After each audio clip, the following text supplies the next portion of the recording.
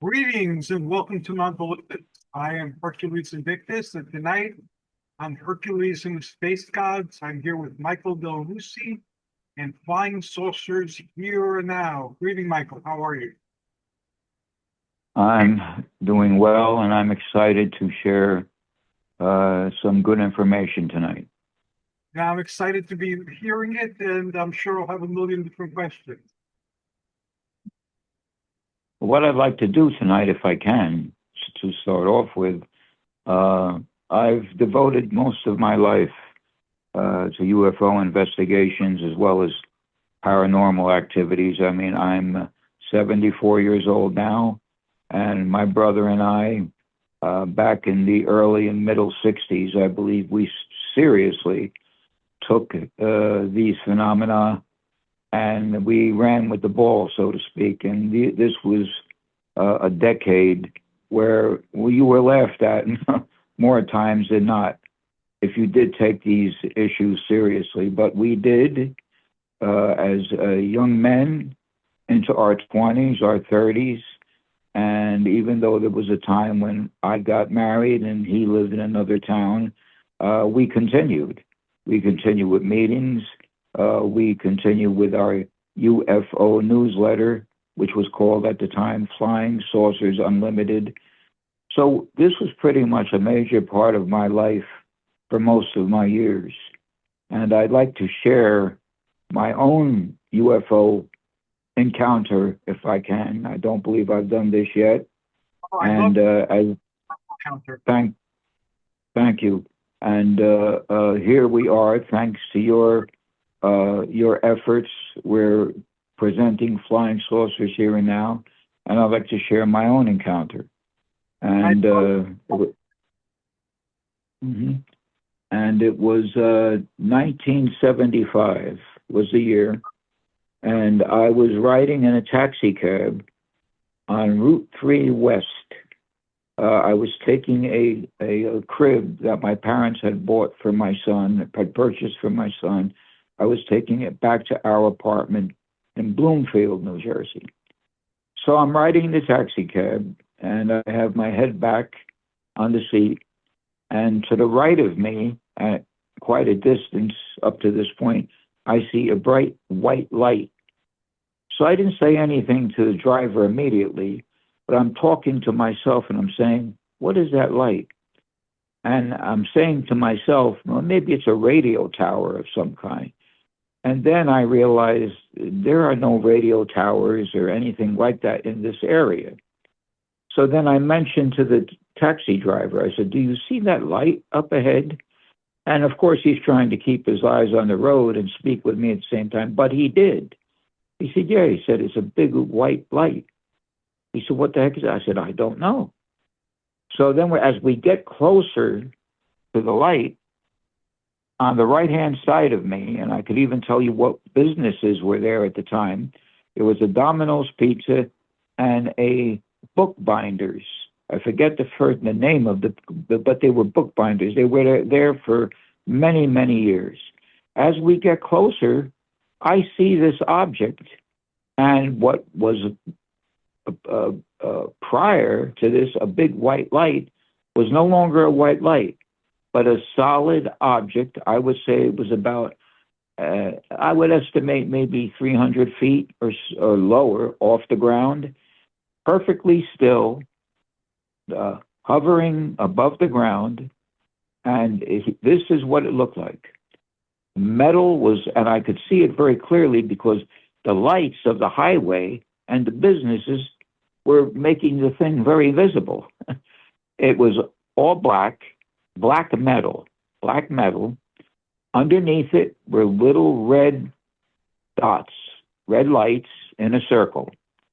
The white light that I had seen from a distance was coming from the back side of the thing and shooting up on an angle. So in other words, I'm looking at the object hovering above the highway, and this white light is shooting from the side of it, which you could not see once you're up close. The thing was shaped like a devilfish, like a stingray. It didn't have wings, but it kind of like was all in one piece. The wings were connected to it. and it was just there. I said to the taxi driver at this point, "Do you see that? What is this thing?" He said, "I see it." He said, "I don't know what it is." I said, "Let me tell you something. If we get to the exit, and the exit would have taken us onto Bloomfield Avenue in Clifton, where a very famous specialty store was called Romance. I don't know, you may not be familiar with, but it had a big reputation in that area. Romance Emporium. I said, if we slow down by the exit and I turn around and that thing is still there, then I know what we were seeing was very unusual, not of this earth, frankly. He said, all right, we slowed down almost to a stop. I turn around, it's still there on the side of the highway, all black metal. And what I didn't see, but now I'm witnessing, was one big white headlight.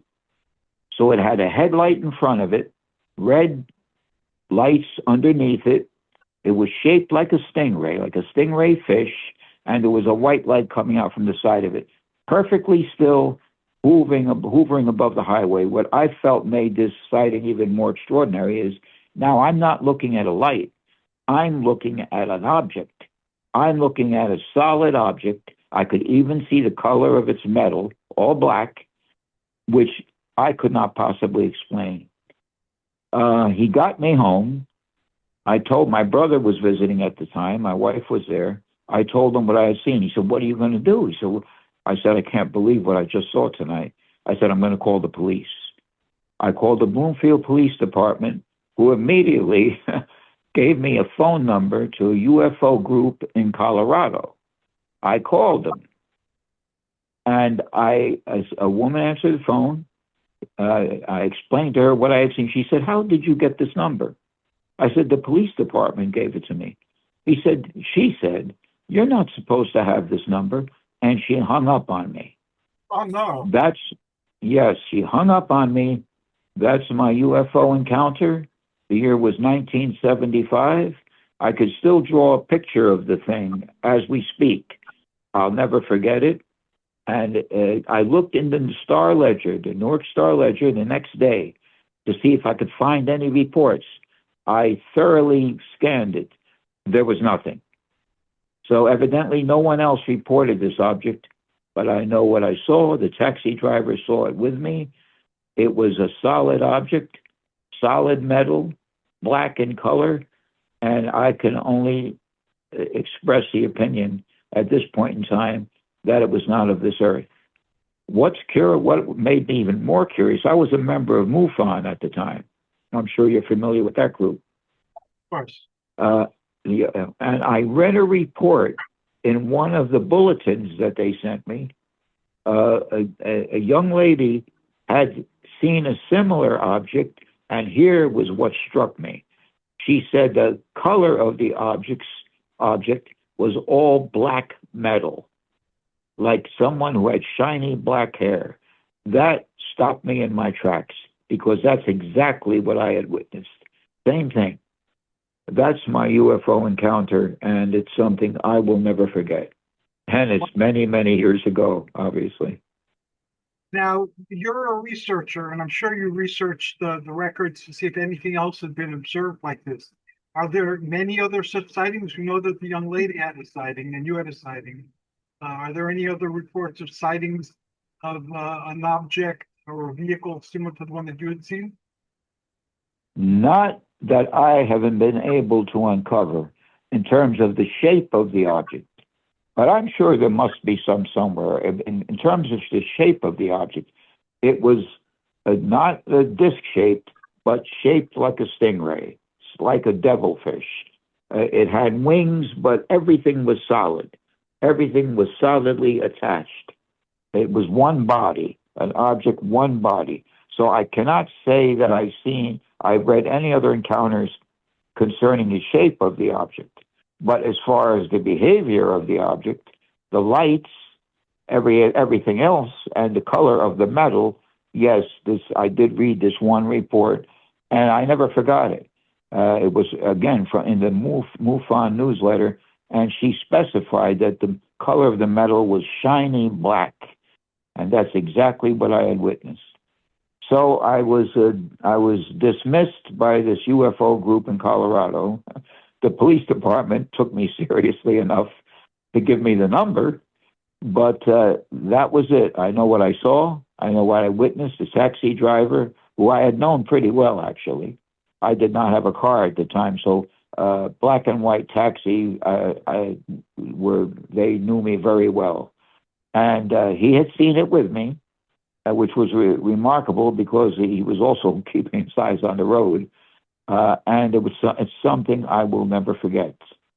Until this day, I certainly can't classify it as a flying object that we would be familiar with. It obviously wasn't a plane. It wasn't a blimp. I don't know what it was, but that was my personal experience. And did you have any other subsequent strange experiences, like any dreams, any synchronicities, any weird events? Nothing. Nothing in terms of UFOs. I have had paranormal experiences, which I will share with you. I've had a number of them. I did not expect, totally unexpected, but yes, concerning what I believe was visitations from the afterlife. My friend Karen, I lived in her home, and she had shared with me that she said, I'll never tell Carrie this. Carrie, by the way, was the name of her daughter. We had 2 floors plus an attic apartment. But she said, I have experienced visitations that I cannot explain here. And she told me about, and I experienced both in terms of sound and sight, unusual objects and individuals, actually, that I could not explain while living in that house. And but I'll save that for another program. But yes, I've had paranormal experiences, and which led me to absolutely be convinced, along with my friend Karen, who was a beautiful person, that the afterlife is also very real. Now, you have a small group that you formed to study the paranormal and the UFOs where you're currently living, and hopefully eventually Yes, I have. on the show. Yes, I have a small group. Unfortunately, they have a hard time making it here. We meet like once a month, but one of the members this week did share a report, which I recorded, and I'd like to share with listeners tonight, if I can. Sure. Well, as we're all familiar with the whistleblower, Luis Elizondo, who really opened the doors to what's happening now in Washington. And he said this week, that the flying saucer cover-up goes back at least 75 years. Elizondo interviewed Navy pilots who did not want their identity revealed. A lead pilot, who was a female, she said her squadron received an emergency report from a nearby ship to investigate a UAP, which was hovering above the water, which was churning violently. She said she and her fellow pilots were in unfamiliar territory at the knowledge of this report. One pilot took control and flew right toward the thing. The object went from a hovering to a shooting straight up, reacting instantly to the plane that the lead pilot said the hair on his back, the back of his neck stood up, and said he had never seen anything like this. The object, within a 5-second time frame, shot straight up and out of sight. One of the pilots said what most impressed them was the report. There were multiple objects. This was not added to the report, by the way. This was not added to the report. The Air Force had initially acknowledged the one object, but one pilot reported later there was more than one object, and the objects were flying in formation. The battleship USS Princeton was tracking the objects with one of the objects went from 30,000 feet to just above the ocean, then accelerated out of sight in 5 seconds. All of the pilot's testimony was the same. The objects were all white, no wings, no sign of propulsion. One pilot said in 25 years he's never felt or as frightened as he was on this particular day. Luis Elizondo says, "Do not be fooled. There is a large source of material that remains classified, which the government has no intention of releasing."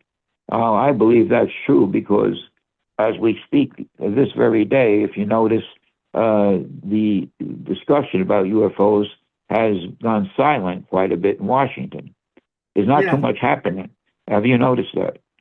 Yes, I've noticed that. We've had so many other things in the news cycles to distract and stuff that I hadn't made note of it until you pointed it out. But yes, you're right.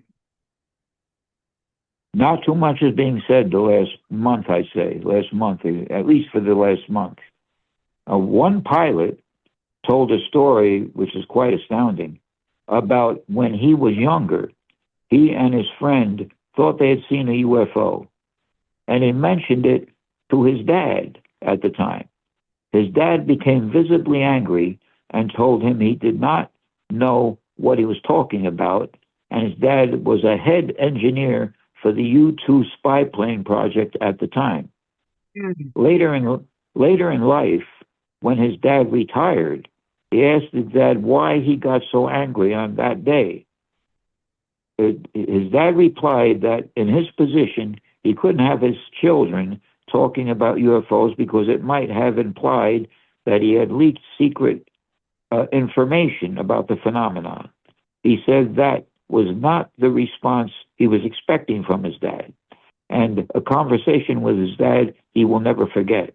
He also added that his father, when he worked in Korea with highly skilled Lockheed pilots, they regularly reported seeing these objects, but he was told to keep silent. Now, that's a story coming from a former U.S. Air Force pilot about his conversation he had with his dad when he was younger, and then as he entered his adult years, continued the conversation, and this is what he was told. This is quite amazing. These experiences are quite amazing, of course, and I'm happy that all of this is being revealed, both by pilots who are no longer remaining silent, as they did back in the 50s and 60s, and their relatives, who have evidently in some cases had experiences. This is really astonishing. And, I'm sure as material continues to be revealed, we're going to be even more surprised at what we hear. But now let me ask you, have you had any experiences with unknown aerial phenomena in your lifetime? Oh, several. I'll share a few. When we moved back here to northeastern New Jersey, one day we were just driving and it was evening, and I looked up at the sky and I saw an anomalous craft, and it looked like a bunch of steel girders and technological equipment. It didn't look like a circle or a stingray or a balloon or a sphere or a cigar or anything familiar to the study of UFOs or UAPs at the time. It looked like a flying structure to build a building, I guess, but very technological. So I asked my wife, "Do you see that?" And she said, "Yes, what is that?" And I said, "I don't know." And we watched it for a good long while we drove down the New Jersey road. And it stayed with us until we had to turn off on the highway, and then it was no longer there. But that was one of the more recent ones I had. And something that was inexplicable was when I was here in Tenafly in my youth for a brief period. My parents moved us to Tenafly when I was finishing up high school. So I was visiting here for a few days, and I was outside in the backyard smoking a cigarette. And all of a sudden I looked up and the sky was cloudy. And in the clouds, there was a perfect circle, not a a suggestive circle, but a perfect circle, perfect. And through it was shining a blue light. So I walked into the blue light to see what happened. Nothing happened, and I wanted to call people and let them know.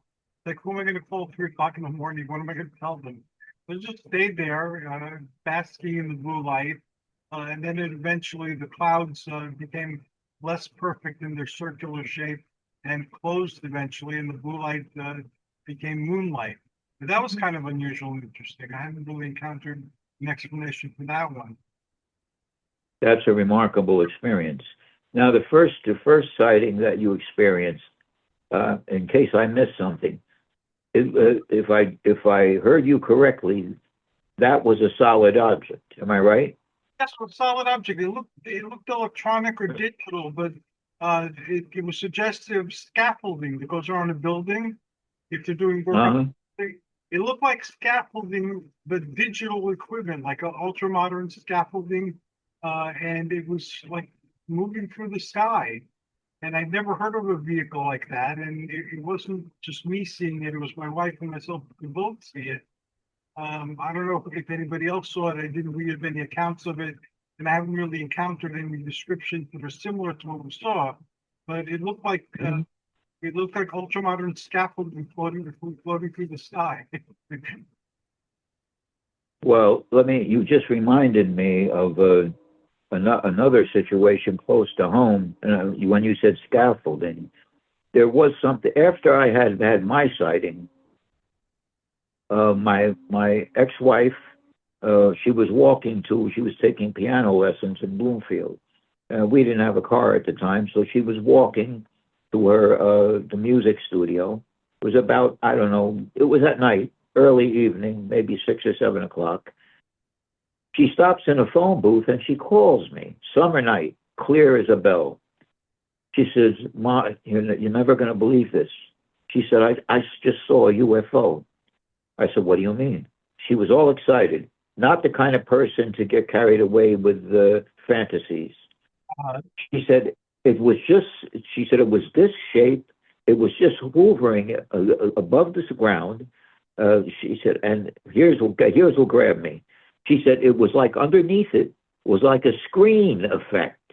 Now I've heard this in many reports. She said it was like a screen.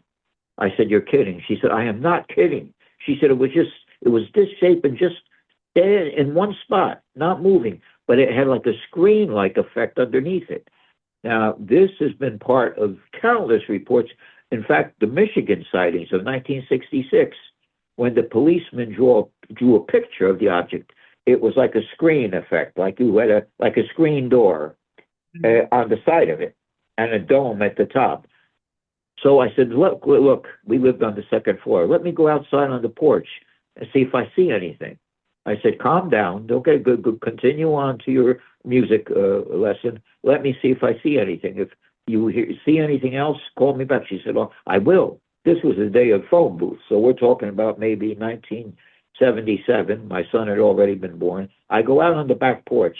I did see a red light, just a red beat light. Seemed like it was quite a distance away, shooting upward very slowly and leaving a little bit of a trail, a red light.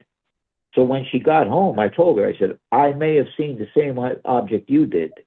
It was like a red ball just shooting upward, going upward, and it was a very clear summer night." But when she saw the thing, it was close. It was hovering above the ground. And knowing my ex-wife like I did, we grew up together practically. She was very stable-minded. In fact, she knew nothing of these phenomena until she met me, and then she was exposed to some of the passion, if you will, that existed in my life over these things. But she saw it. She saw something and saw it up close, and she also witnessed a solid object with a screen-like effect underneath it. And that was a common, one of the common characteristics during that period of time. So I just wanted to share that as well. well, thank you. Have you ever had any entity experiences? No, I have not. Have you? I mean, not as far as the UFO phenomenon is concerned. Have you had any visitations? UFO type, yes, a number of them. I'll share one now. This is the one I've shared the most. When it was in the 80s, when Whitley Strieber wrote his book Communion, Mm-hmm. I heard of Communion from friends, but I didn't really go out to get it or read it or anything. And I got a call from my friend who lived in California. And when she lived in New York, we used to do a lot of psychic experimentation, astral projections, investigating strange things, and so forth. So she asked me if I had the book Communion. I said no. She goes, go buy it right now, and then call me back. So I lived in Flushing.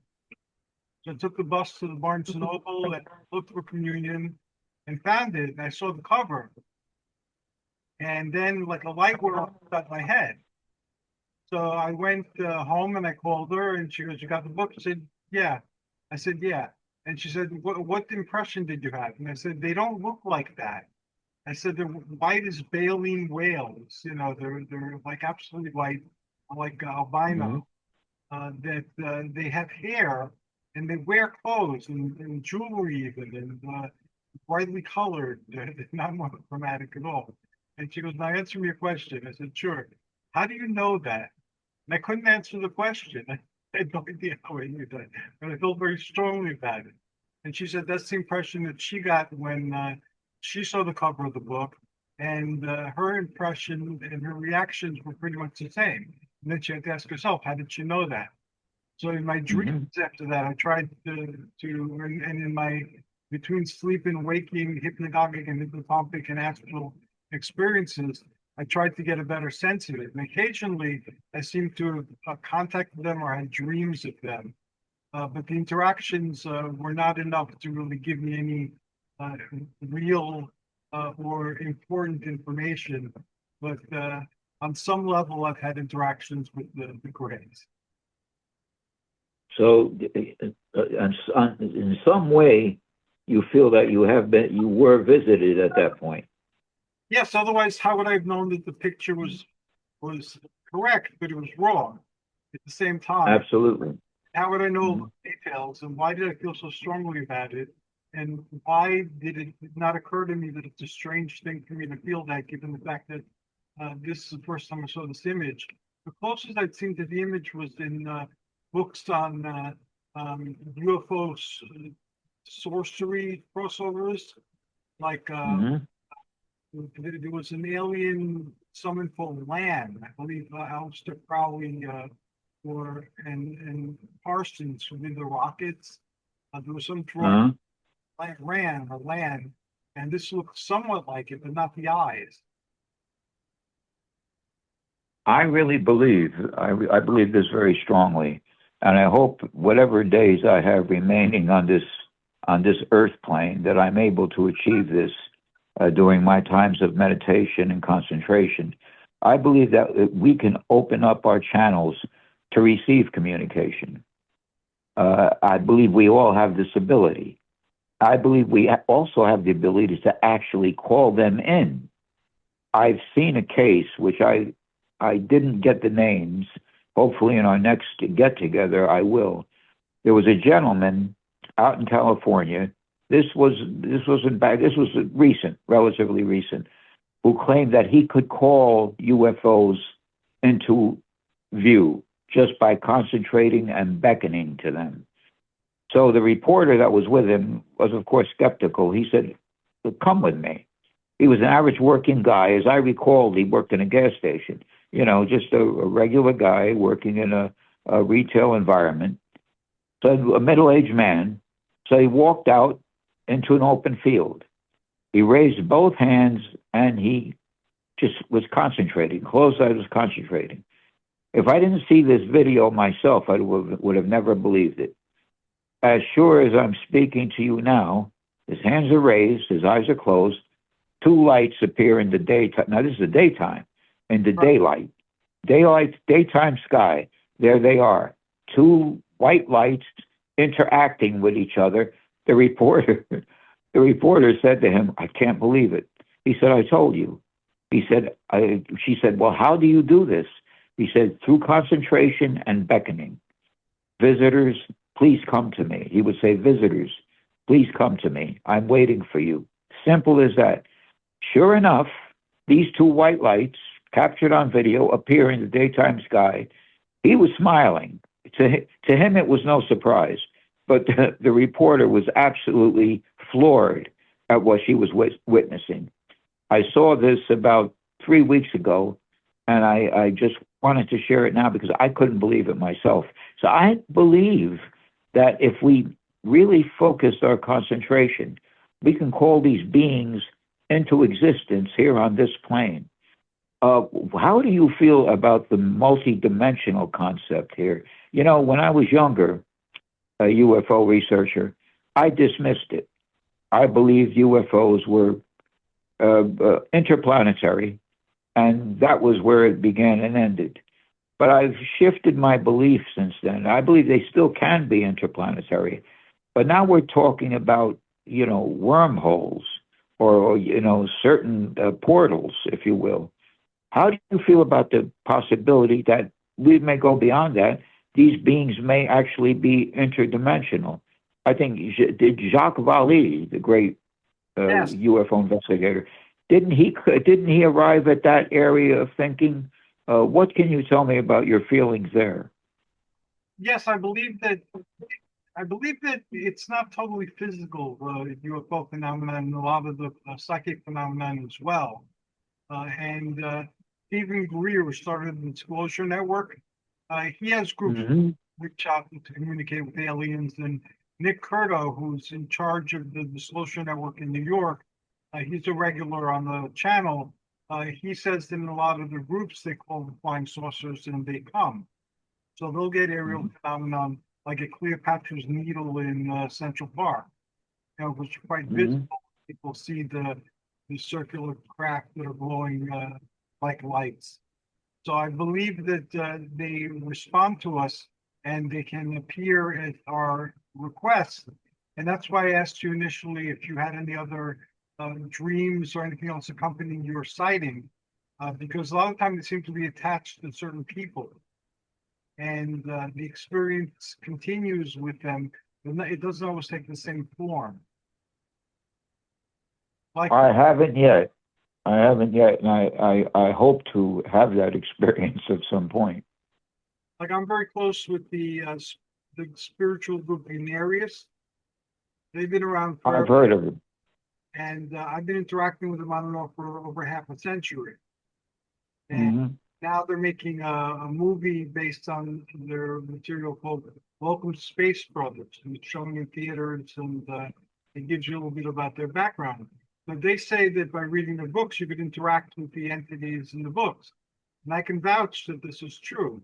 I only tried interacting with one entity, and it came right away and answered my questions, and that's it. And every now and then it pops up to see how I'm doing and it's giving more information. But Herodotus, the ancient Greek historian, is in a Mm-hmm. series of books they have called Return to Atlantis. So I was reading these books, and I had questions that I would ask Herodotus. So let me ask Herodotus. And Herodotus appeared. And he said he's Herodotus and he understands my questions. And I said, yes, are you the real Herodotus? And he says, well, are you the real Hercules? And I said in a manner of speaking, yes. And he goes, well, there you go. And he goes, what did you want to know? And I some questions I had about the histories and the Mm-hmm. Hercules in his histories and its relationship to the Phoenician Hercules. And he sat and he Mm-hmm. answered all my questions. Every question I had at the time, he clarified it and expanded on it, told me where else I could look and so forth. So that was quite something.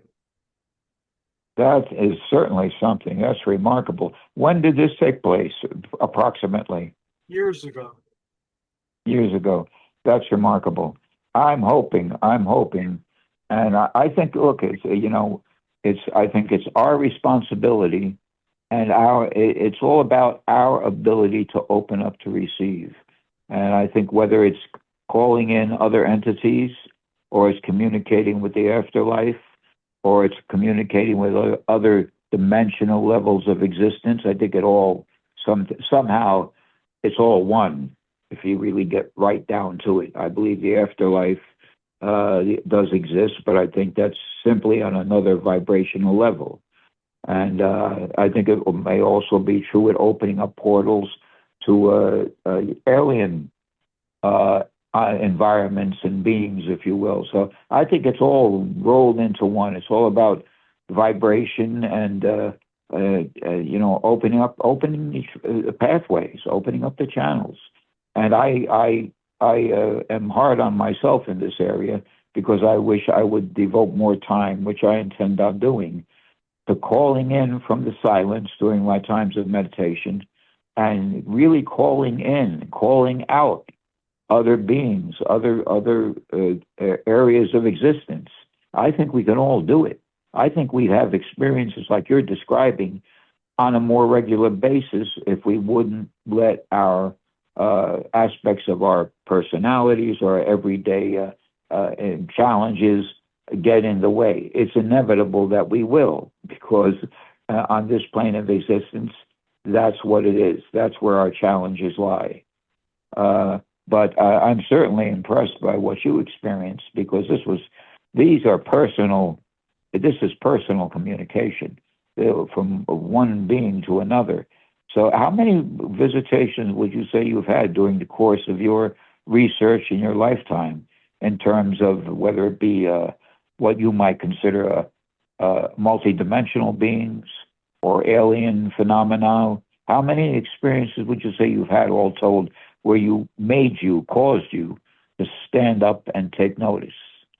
Very many, because I worked on my dreams for my entire life, and I dreamed of aliens of one sort or another very many times in my dreams and my astral experiences. The experiences have been everything from the standard contactee type of experience to the type that I shared with the Grays, where I still don't really know what's going on there, but there's something there. To be appeared to be spiritual, like Herodotus from the Gunarius material. Mm-hmm. Remember when I was the deep trance medium back in the 70s? Mm-hmm. I channeled entities, and some of the entities claimed to be from other planets. Like I had one entity from Venus, and Wow. had lots of information about Venus and the people who lived on the surface, the people who lived underground, these different systems of population control, and he was full of information. And that was very science Mm-hmm. fiction, I remember. It felt like Mm-hmm. Star Trek. And some of the other Uh, ones are like mm-hmm. dealing with entities, and I'm not totally human.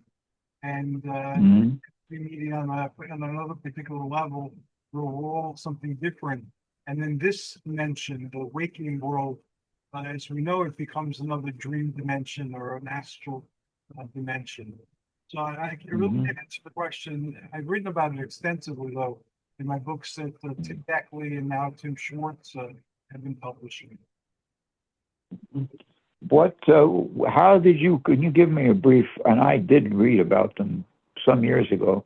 I have forgotten a lot of it. What can you give me a brief history on Unarius? Can you give me who are they? What are they? How did the organization begin? What can you tell us about that? Ruth and Norman Ernest, or I'm sorry, Ruth and Ernest Norman started in the areas. They started doing talks and having people over their house and so on, and it grew. And they Mm-hmm. were smart enough to write everything down and record everything and make the transcripts and then publish the transcripts. So the Unarius library consists of now hundreds of books, and they still record everything. And even the stuff that I had on Moose Mills Radio Mm-hmm. now is lost to us unless you know how to surf through the old time archives of the internet. They preserved, Mm-hmm. so they kept all our old conversations on the radio station too, the one talk, Block Talk Radio. Very wise. They have a lot of different types of books. The books talk about a federation of planets. They talk about individual planets that make up like a world tree, we call it in Hmm. modern literature, of worlds that are connected to each other and how they're connected to different areas. They have information about other types of organization and stars. They have books on reincarnation. They have books on energy and spiritual energy and how to attune yourself to it and to use it on all sorts of Tesla discoveries, not the modern day Tesla, but the original Tesla. And they Right. have meetings several times a week. Now they have them on Zoom. And they've made several movies, including The Arrival, which is the most famous one. Now they're coming out with this movie, Welcome Space Brothers. So they're very friendly. They don't consider themselves a religion. They don't consider themselves Hmm. a cult, certainly. And they have never tried to convince me to see things their way. In the half century, Hmm. they've been free to share their information or a point to where I can find the information, very friendly in all their interactions. They've come on and answered all my questions over decades on my TV show, on my podcast, and so forth. I, if there was an afterlife full of good people, I'm sure they'd be there. And they have Hmm. a remarkable amount of information that ties together, and it's consistent over the decades of the recording it. So it's really something to check out. And again, they're not going to try to push you to believe in their way or to join anything or to move anywhere or to be anything other than what you are. They just share the information they have. They share it freely, and they have lots of books and DVDs and audio recordings and all sorts of stuff. So they're going to build up a library to do that as well. Well, you've already fired up my interest in the group, and I think I'd like to pursue that further. I wish, I've had so much. I had a considerable amount of reading material about the Ashtar command. I'm sure you're familiar with that. And in fact, the project I'm currently working on with Greek mythology and the outer space spiritualities, Mhm. a Ashtar command document that introduced the Greek gods as planetary lords, which is the same premise that Fascinating. Stargate had. There were communications from the Greek gods as planetary lords. And I found that book when it was still a bunch of pamphlets in New York. There was too much for me to afford as a young person. I think it was $10 they wanted, which was a bit too much for me at the time. Hmm. Then I went back and they were gone. So then I found that it was published by Tim Beckley, and I ordered Oh, it, of course. and I became associated with it. So when they reprinted it, they had a chapter on me there, and they put up a website about me. So I became part of the story that I've been following, and now we're exploring that whole idea of astromythology because the ancients believed in beings from space, but not in the same way that we do. They tied it to astrological and astronomical phenomena, and there were different layers, and each layer contained a piece of information. But it was also channeled the way we understand channeling. Hmm. So a lot of the stuff we think of as modern in the UFO era is actually very ancient. Yes, well, I agree with that. But So the way you're tying all of this in, or the way is fascinating. yeah, it's my life work, I guess. And now that I'm in my late 60s and I'm facing my mortality more, I'm wondering what do I really want to do with the time that I've left. So to straighten that out a little bit and provide a door to it for further study seems to be as worthwhile a goal as any. And I'm suited for it. Certainly, I've spent a lifetime collecting information and literature on it. So I'm going to be doing that. And the meeting I'm going to have soon, I'll be sharing more information on that as well. Well, that sounds exciting. Are you presently preparing a book or anything like that? I had two books that I participated in. One was with Zontar Press, yes, named after the Zontar science fiction movie. with Tim Schwartz, and it's called The Persistence of Ghosts. And I share some of my Okay. ghostly insights and ghostly experiences. And Mhm. the one is theurgy, which is about the ancient Okay.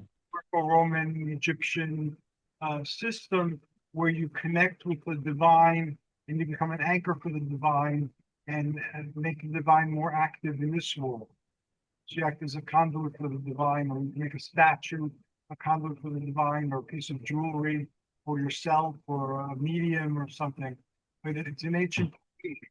So we wrote a book in 7 different peerages, including myself, and turned a chapter to it. So there's 7 different ways. And we wanted to show that there is no one standard way to do it, that each person's unique, so each person's path will also be unique.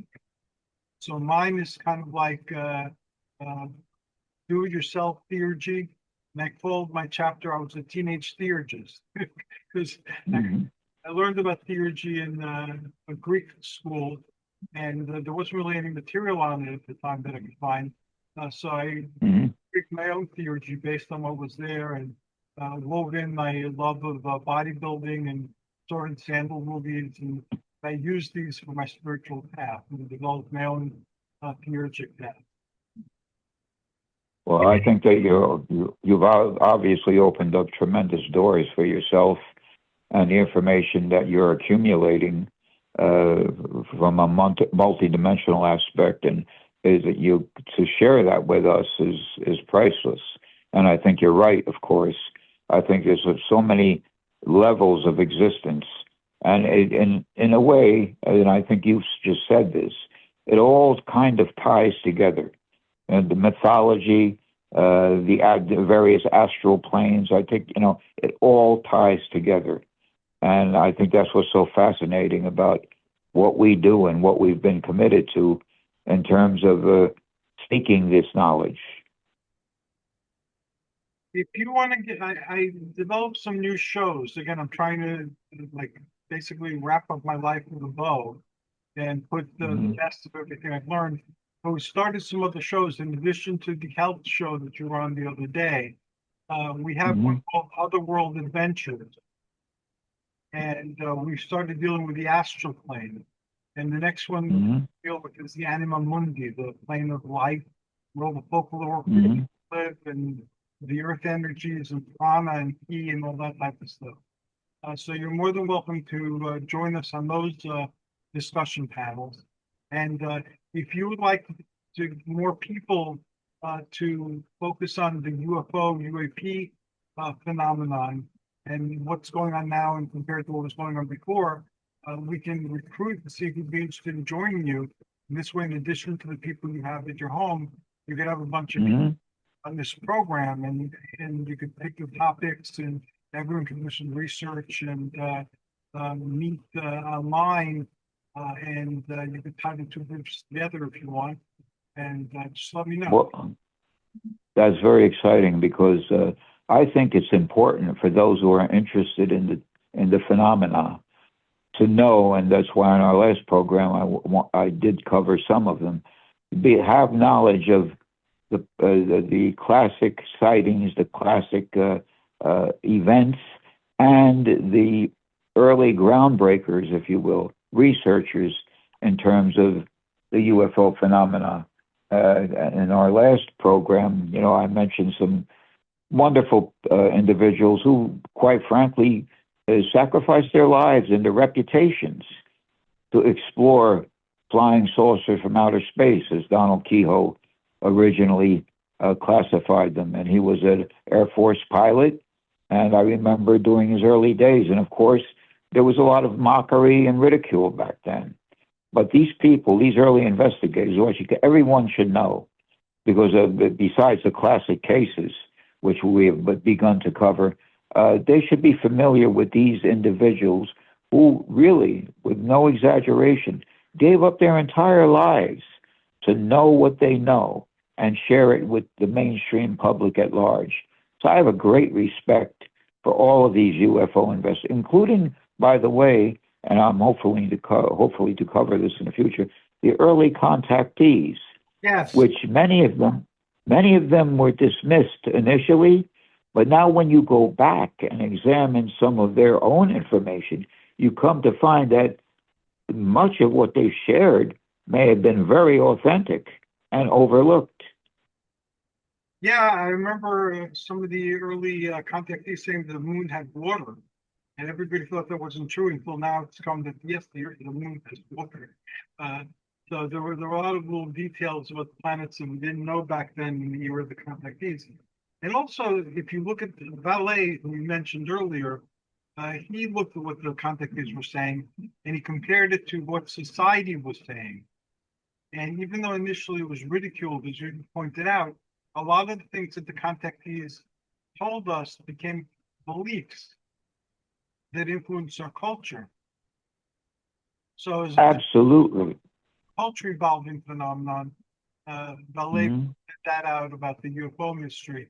And also he pointed out that a lot of things that people are telling us are true aren't necessarily true. Uh, this occurred to me when I was reading about Alexander the Great's encounter with UFOs. I Mhm. I went to Greek school, and if that had happened, they would have taught us that. Because we're Greeks, so you got to be proud of your heritage. And did you know that Alexander fought aliens? They would have told us that, or flying shields. So Valet Yes. so Valet pointed out that no, that wasn't anything that existed in history or legend. That the guy who wrote the book made that up. Uh, so again, you have to know what was made up out of whole cloth too sometimes. Also, people have Right. tales from long ago and just change Mhm. time but become modern tales. So those are the dangers of the information that we have. Right. But that's all, that's all part of the journey. It's Yeah, all part of the journey. We're going to have your hoaxers. You're going to have your legends.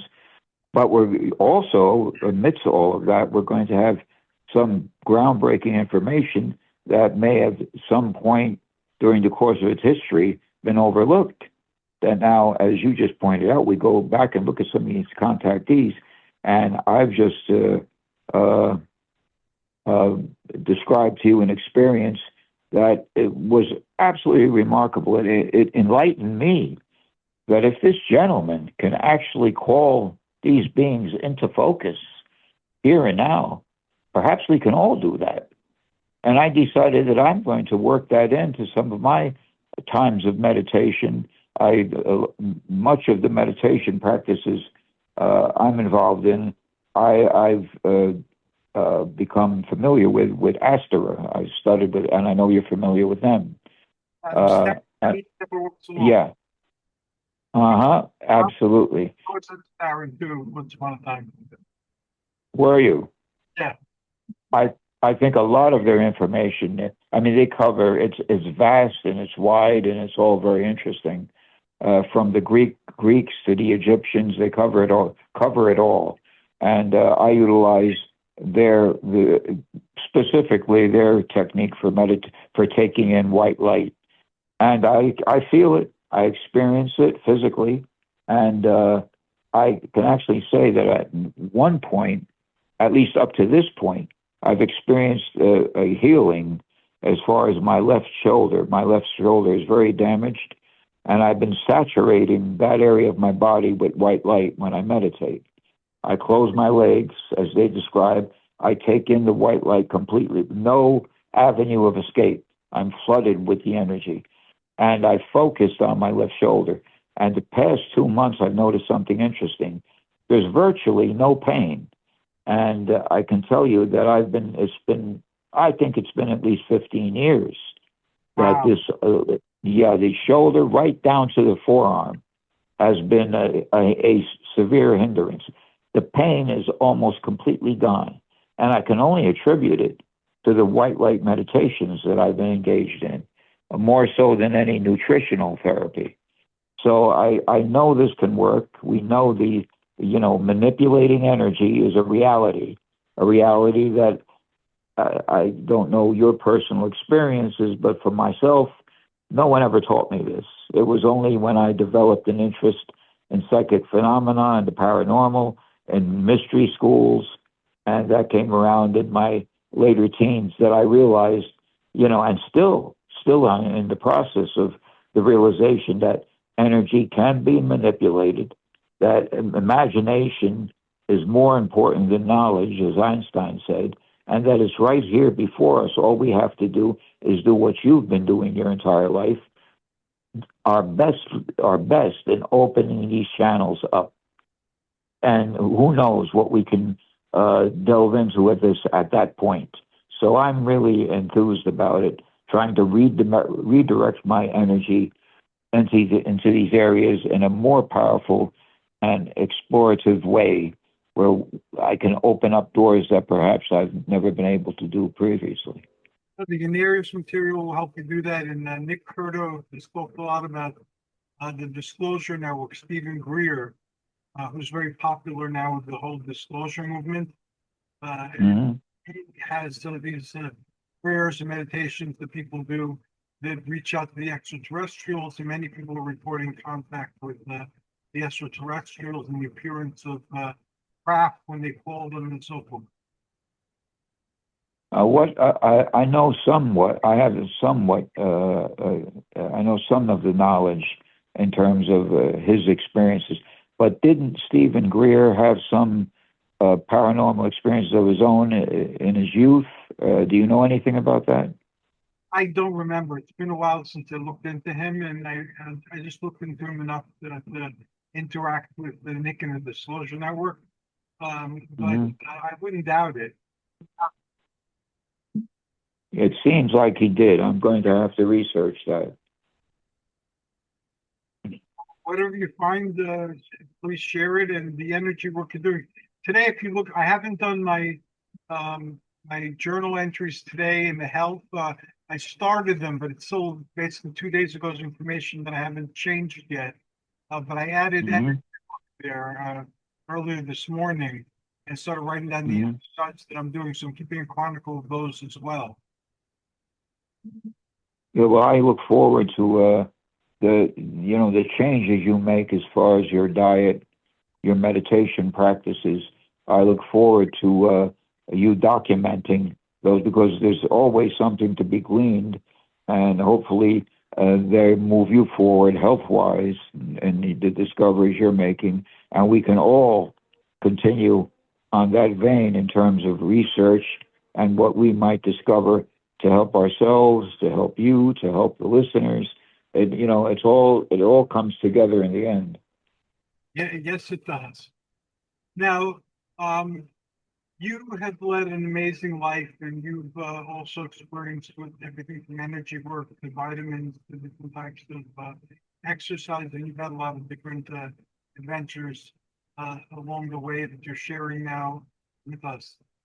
What would you say that your life mission was?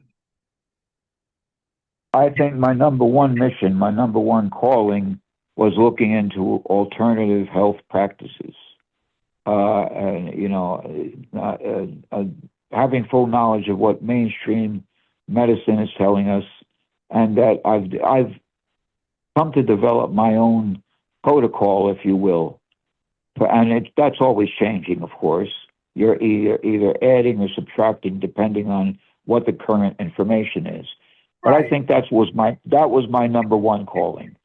That whatever supplements I may recommend, and I put it into two categories: your regular antioxidant program to fight, to curb the inflammation in the body, to fight free radical activity in the body, oxidation as we know it, and we know what those supplements are. We know there's a steady foundation, if you will, of zinc, garlic, vitamin C, all the supplements that we're familiar with. But then the second part of that for me is target supplements.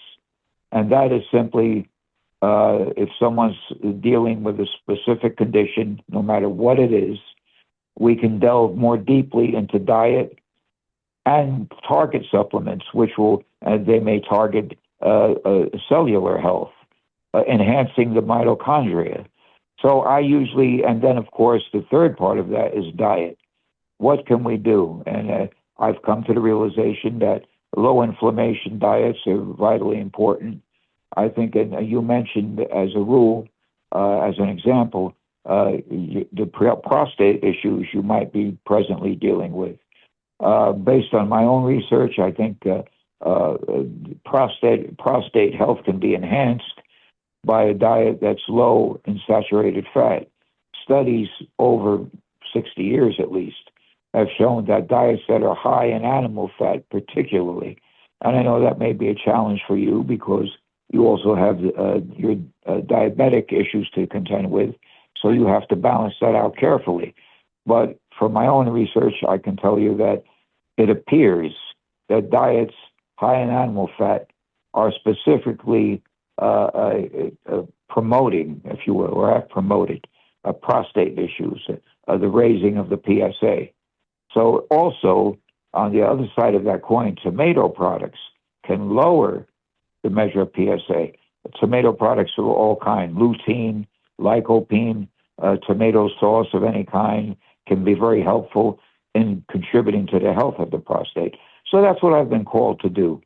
And that research never ends because there's always something new, whether it comes to enhancing cellular health, the mitochondria as we know it, which is mitochondrial science, has now come to the forefront of interest even among mainstream practitioners.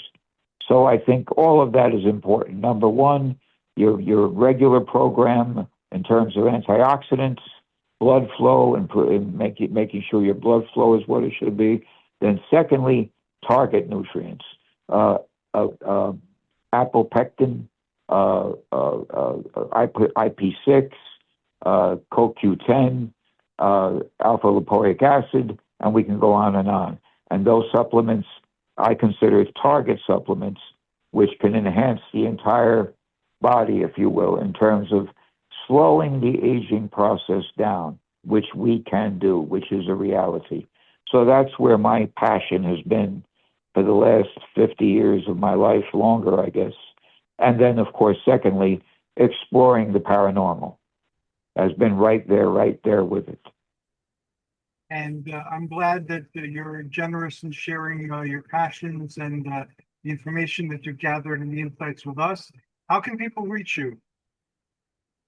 Okay, well, they can message me, of course, on Facebook. They can always send me a message, and they can write to me at 135 Hazel Street, apartment 7E in Clifton, New Jersey, 07011. I do light work. I do energy work on a regular basis, on a daily basis. I've seen it do some amazing things. That's no credit to me. That's a credit to acknowledging the infinite and energy manipulation. And we're all capable of it. And I think we all have a duty to enhance that. So people can write to me. I will write them back. If they have a prayer request, I will again utilize energy work and prayer to deal with whatever issues they may be confronting. So write to me at that, preferably handwrite your note. Doesn't have to be a history. Describe to me what you're dealing with, and we can move on from there, and I will work with anyone who comes to me with an issue. Thank you, my friend. I look forward to our next conversation. I enjoyed this one immensely. I wish you success in all your endeavors, and I'm taking most of the vitamins that you mentioned. I'm going to be researching the IP6, it's called. Yes. And I'll be trying that one next. Yes. Well, yeah, and I'm going to review the article that I did send you. I haven't had a chance to review it yet, but it seems to be effective against Parkinson's, and I'm going to delve into that shortly, as a matter of fact. Thank you. I greatly appreciate it, Michael. All right. Thank you. And as I receive this information, and I think it's valid and worth sharing, I will do it. Thank you for everything you've done for all of us, opening up these channels. And don't worry, you're going to be here a long time in spite of what our biological bodies may be telling us, because you have a lot more to share, and you're enhancing our lives so tremendously by sharing your multidimensional experiences over your lifetime. Thank you for your kind words, and I greatly appreciate it and glad to be of service. Take care, my friend. I'll talk to you soon. Good night, everyone. God bless.